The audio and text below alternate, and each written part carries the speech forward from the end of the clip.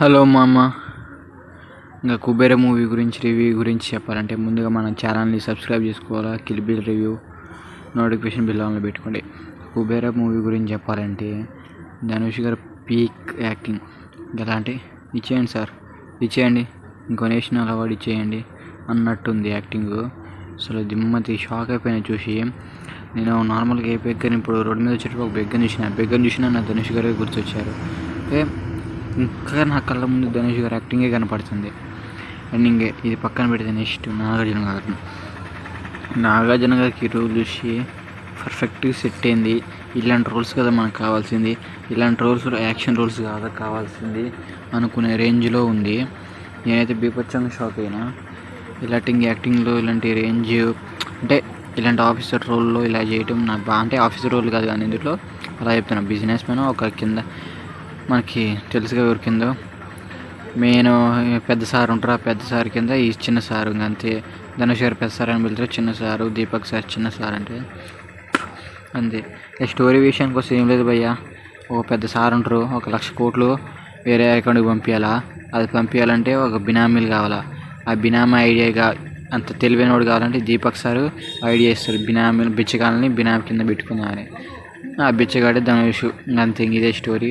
ఆ బిచ్చగాడు చుట్టూ డబ్బులు ఎలా పోయినాయి, దీపక్ సార్కి ధనుష్కి కనెక్షన్ అయింది, ఆ బిచ్చగాడు బినామీ డబ్బులు ఎలా రూట్ అయినాయి సినిమా.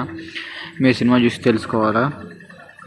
అండ్ ఇంకా శేఖర్ కమల గారు, నేను ప్రతి సినిమా చూసాను.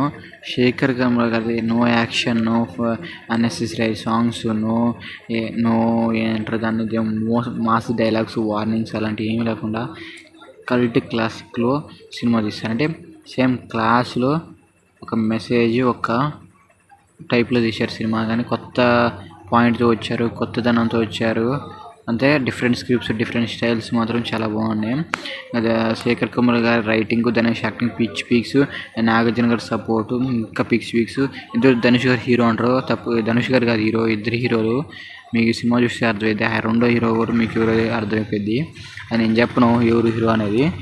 ఇంకా మూవీ రివ్యూ గురించి వస్తే మూవీ అయితే చాలా బ్లాక్ బస్టర్ పడిపోయింది. ఎక్కడ లేదు. ఒకటే మైనస్ ఏంటంటే సినిమా మొత్తం ఒకటే చుట్టూ తిరిగిద్ది, అదొకటే మైనస్ సినిమాలో. అంతకన్నా మైనస్ ఏముండదు సినిమాలో. ఇంకా మనం చూసుకున్నట్టయితే మూవీలో ఇంకా లాస్ట్ మెయిన్ పాయింట్ ఏంటంటే డిఎస్పీ గారి తాండవం అయితే బీభత్సం. దిమ్మ తిరిగిపోయింది అసలు. ఎప్పుడంటే ఒకే బీజం మీద 10 వేరియేషన్స్తో ప్రతి వేరియేషన్కి తగ్గట్టు కొడతారు, ప్రతి సీన్కి తగ్గట్టు కొడతారు. ఇది కదా సార్ మాకు కావాల్సింది అన్నట్టు ఎక్స్పెక్టేషన్. డిఎస్పీ గారి బీజము అనుకున్నట్టే ఉంది. అండ్ నెక్స్ట్ మనం చూసుకుంటే రష్మిక మందన గారు అయితే క్యూటెస్ట్ పర్ఫార్మెన్స్ ఇచ్చారు. ఎక్కడ అంటే ఫస్ట్ హాఫ్లో అంత లేదు, సెకండ్ హాఫ్లో వచ్చారు. సెకండ్ హాఫ్ మొత్తం ధనుష్ గారు పక్కనే ఉంటారు. సెకండ్ హాఫ్ మొత్తం బాగుంది. రష్మిక క్యారెక్టర్ చాలా ఇంప్రెసివ్గా చాలా బాగుంది. ఇంకా అంతే గాయస్, అంత మించి ఏమి లేదు.